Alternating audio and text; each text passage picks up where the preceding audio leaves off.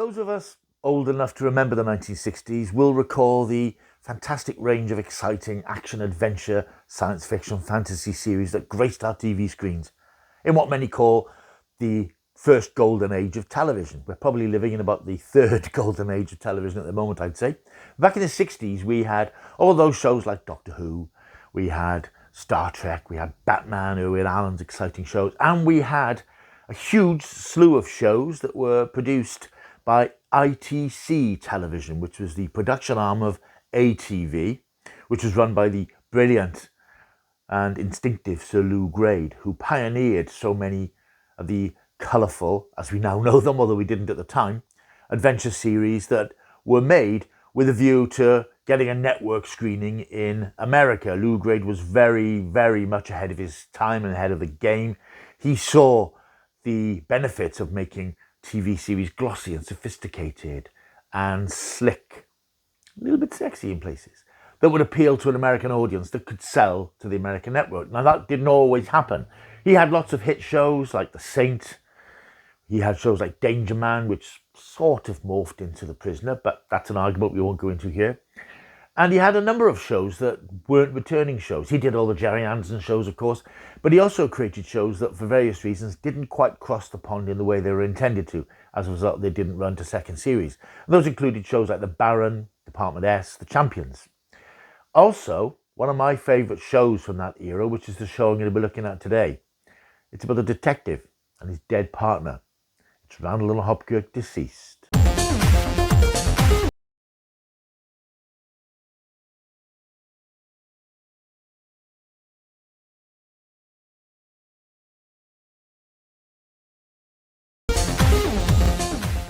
Hello, welcome back to my world of stuff. My name is Paul Mount. If you are new here, why not like particularly, and subscribe to the channel. We're thundering, I tells ya, towards 1,000 subscribers, which would be fantastic. Just a nice little landmark point to reach.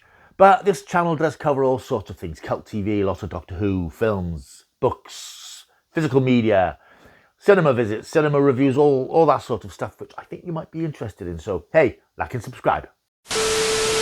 Yeah, today then we're looking at Randall and Hopkirk, Deceased. This is probably my favourite of the ITC shows of the 60s. And as I said in the intro, there were so many of those shows that were really exciting. Things like The Champions, which was like a superhero show. Department S, which was a sort of a locked door mystery series where a team of investigators had to explore what seemed to be impossible crimes. Then you had the more routine shows like The Saint, which was an action-adventure thriller.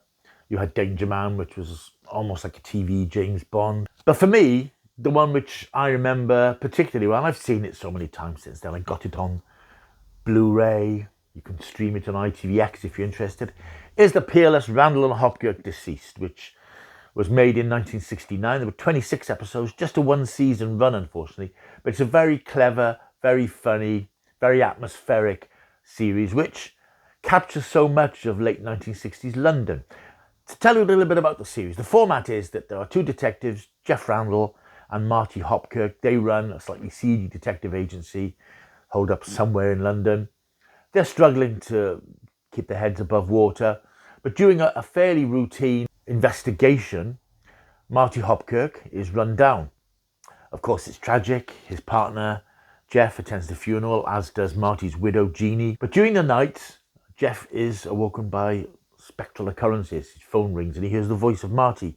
He's drawn to the graveyard where Marty appears to him as a ghost in a white suit, white shirt, white tie, white shoes.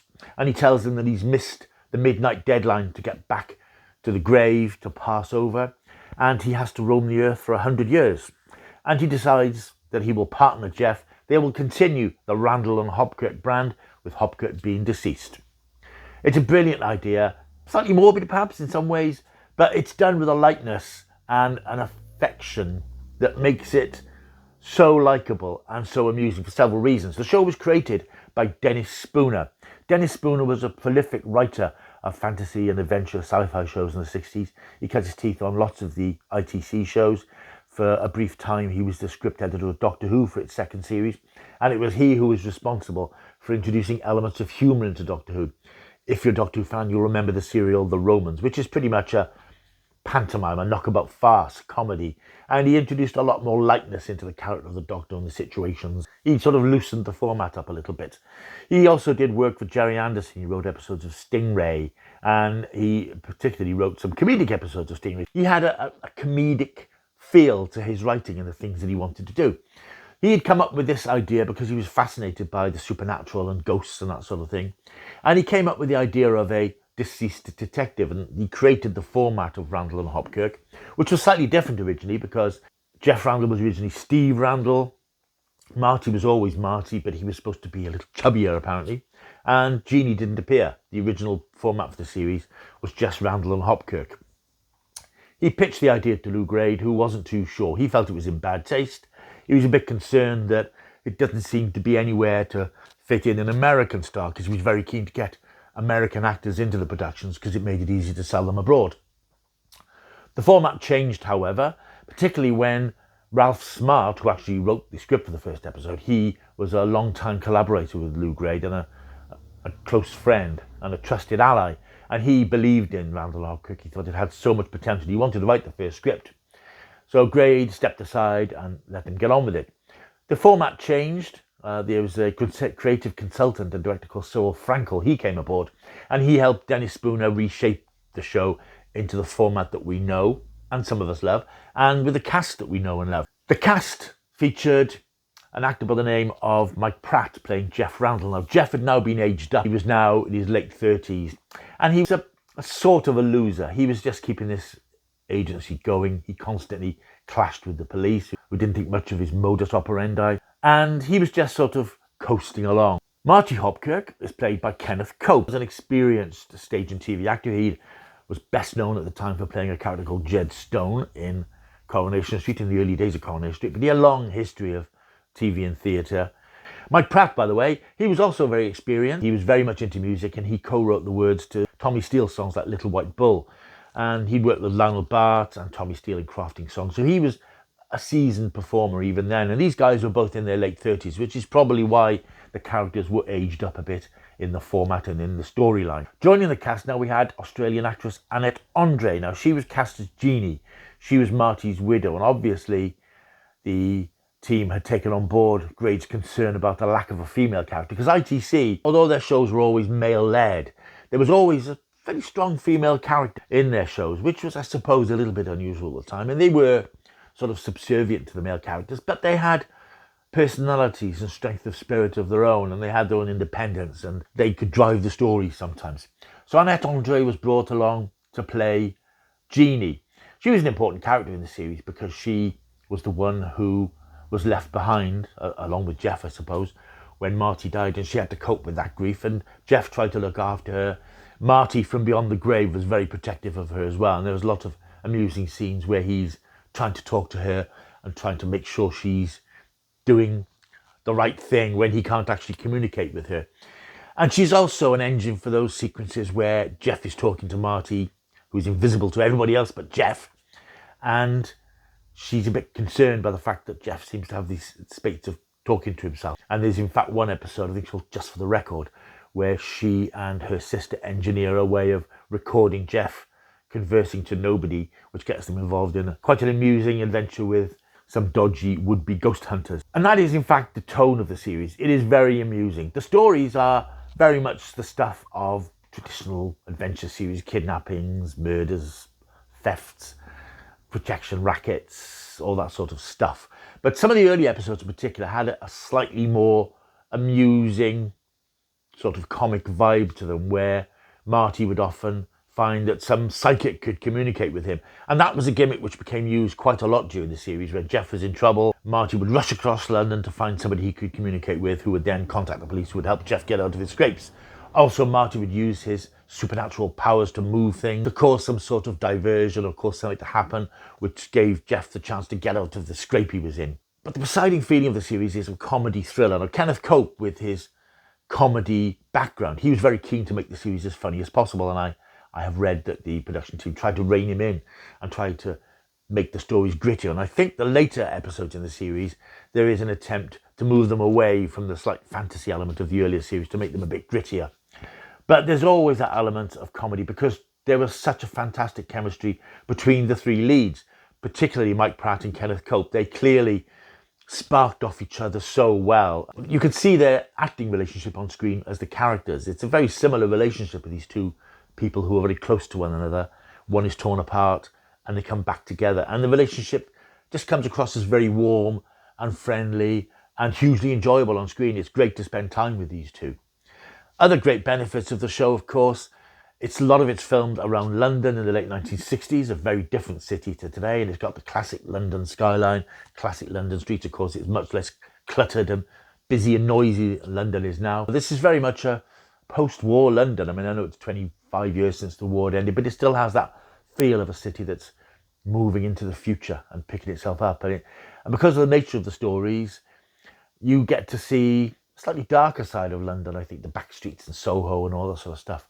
And it's very evocative, and there's a lot of location filming. They didn't always do a lot of location filming on ITC shows. They tended to do a lot on sound stages, but here they're out and about. And there is incidentally an interesting website you can find online which looks at those locations and takes pictures of them as they are now.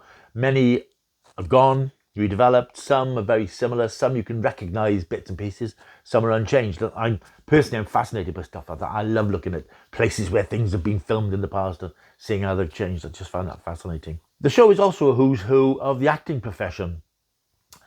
All sorts of actors appeared in Randall and Hopkirk and indeed all the ITC shows. And it's fascinating to see famous names or names that were regulars on TV, names that probably don't mean a lot to many people now, but these shows were training grounds for actors. I mean, David Jason, Del Boy himself, appears in one episode.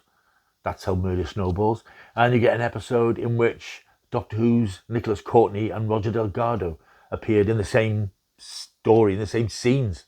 And at this time, they were just a year or so away from being reunited as bitter enemies in Doctor Who. So yeah, the cast is full of names that are probably faded into the past now, but names that went on to great fame, names that were just very popular in the 60s. And it's fascinating, if, like me, you're interested in the history of television, to see these people in the early days of their careers or in the midst of their careers as character actors. And I love seeing these character actors because we don't get that sort of actor so much these days. You get actors who appear in soaps, you get actors who appear in detectives and cop shows, but these sort of gritty, lived-in faces of character actors in the 50s and 60s are so memorable, and it's such fun to see them. It is a great series. If you want a series that's a great balance of comedy and fairly light sort of adventure drama, it's the show for you. Special effects are actually very good for their time, very simply done. I mean, what's impressive is the scenes where, and there's a lot of them, where Marty pops in and out of the scenes. He appears as a ghost. And it's done very simply by means of locking off the camera. Kenneth Cope walks off the set or walks in, and the actors were there just don't move. They say stock still. Often with those things, I've seen them in other productions, you can see slight differences. The actors have moved a hand or they don't look in the same position. But I think in every sequence in Randall and Hopkirk where this happens, genuinely looks as if he's just popping up or popping off, because the actors are frozen in space and there's no movement to suggest that it's scenes cut together. It's really very cleverly done. And there are a few other scenes, you don't see them quite so often because they were a bit more expensive to do. Optical effects of Marty walking through walls and doors and things. He tends to just pop and pop back to this little harpsichord jingle when he appears. I also want to mention the title sequence of Randall and Hopkirk. 60 shows had great title sequences, and I love a great title sequence. Don't see so many of them these days. Because of attention spans, you just tend to get a logo comes up on screen, especially in American shows. British shows, we do still tend to go in for title sequences. But in the 60s, you had some great titles in ITC shows, and Randall and Hopkirk is great. It sort of explains the situation. It shows Marty being run over and there's sort of shapes and coloured shapes moving around him, and a fantastic, really memorable score by Edwin Astley, who did a lot of music for the ITC shows in the 60s. Randall and Hopkirk is great fun. If you've never seen it, I would suggest going and have a look at it. I mean, it's not sort of multi-layered, there are no story arcs, there's very little in the way of story development, I don't think there's any real back references within the series apart from Marty being dead and being a ghost. But you never get episodes where they refer to previous episodes, because that's the way those shows were made. They were made to be shown in any particular order. As long as you got the first episode out there first, you could show them in any order. Nowadays, of course, shows are much more art heavy and you have to have them shown in certain orders, which I don't always think is a good thing. But Randall and Hopkirk, you can just put it on and it's 50 minutes of just laid back, escapist entertainment. It's very colourful, it's very well made, it's very bright and breezy, and it's great fun because of the chemistry between the two leads. In the States, the show was known as My Partner the Ghost, presumably because American audiences didn't understand what the word deceased meant. Sadly though, because the show didn't take off in America, the problem was getting British shows networked on America. It was very difficult because the American networks are very insular and they make their shows for their market. I think it's impossible now to get a British show networked. It just wouldn't happen. But then there are so many cable networks and streaming services and so on. That's not an imperative anymore. But for ITC, it was the big thing to get a show on the network. And if that didn't happen, then the show wasn't considered a success. Randall and Hopkirk was successful in the UK. It was very popular, although a lot of stations did sort of move it around the schedule a little bit. And after its first run, it eventually sort of wandered around afternoon schedules for a while in the 70s and 80s. And plans for a second series, which was sort of tentative, were unfortunately shelved, which I understand was a bit of disappointment to the cast, who clearly were having a great time doing this show. And there was a lot of potential for more adventures for these two, but sadly was not to be. The cast, well, they resumed their careers once Randall and Hopkirk had finished and Kenneth Cope handed in the last of his white suits. Mike Pratt returned to a career in film and television, making appearances in a number of productions. But sadly, his life as a hellraiser and a heavy smoker caught up with him, and he passed away in 1976. Kenneth Cope continued with his distinguished career, appearing in films, television, right up until 2009. He had lengthy runs on Juliet Bravo on the BBC, Brookside on Channel 4, and he closed his career appropriately enough in 2009 when he resumed his role in Coronation Street as Jed Stone. And Kenneth, as you probably know, passed away in September of this year. Annette Andre too, she carried on working, she carried on appearing in numerous episodic television productions in the 70s and into the 80s. She went to Australia where she appeared in Prisoner Cell Block H, and, fun fact, in the 70s she turned down a marriage proposal from no less a comedy legend than Benny Hill. Annette is still with us today, luckily. She brought out her autobiography a few years ago and she still makes public appearances, although screen appearances are sadly few and far between these days. Randall and Hopkirk eventually had its moment in the sun when BBC Two showed the whole series in 1995 as part of their cult TV slot that they used to run on early Friday evenings, and it got repeated again the following year in a morning slot. And it sort of faded away after that. It wasn't the end for Randall and Hopkirk, of course, because it came back in 2000 in a new BBC series written and created by Charlie Higson of The Fast Show, which cast Vic Reeves and Bob Mortimer as Randall and Hopkirk. I think the casting there was the other way around. I think Jeff was played by Bob Mortimer and the ghost was played by Vic Reeves or Jim Moir. And I think it should have been the other way around, to be honest. I think that the casting was a bit askew. I think it should have gone the other way around. It was okay. It was entertaining. Again, it had a good title sequence by David Arnold and the Cardigans, but it didn't really work. I think it explored things like Marty's afterlife with his mentor Wyvern, who was played by Tom Baker. It was always great to see Tom Baker, but it didn't really work, and it only ran for, I think, 13 episodes across 2 seasons. There's been talk of resurrections ever since. Sci-Fi Channel were planning to do one in 2010, but that never happened. And Randall and Hopkirk just exists now as this 26-episode gift at the end of the 1960s. And as I said, it's on ITVX. You can still pick up the Blu-ray releases quite cheaply from Network, although Network don't exist anymore. You can still find them out and about online. Really recommend it. I think it's a great fun show, and if you've never seen it, or if you've only seen the remake, go back and wallow in some 1960s nostalgia with the incredible, indestructible, and hopefully immortal Randall and Hopkirk, deceased. Right, thank you for watching. Hope you enjoyed this little retro video. Loads more to come on this channel, as I said, so if you're new, please like and subscribe. Stick around for all the glorious delights to come, especially some Halloween choices. I'm not doing a day-by-day Halloween thing, but there will be 4 Halloween picks coming up. 4 Halloween picks coming up in the next couple of weeks, so look out for those. I don't know why I'm swaying back and forth, but there we are. Anyway, I will see you soon. Lots more to come. See you soon. Keep taking the stuff.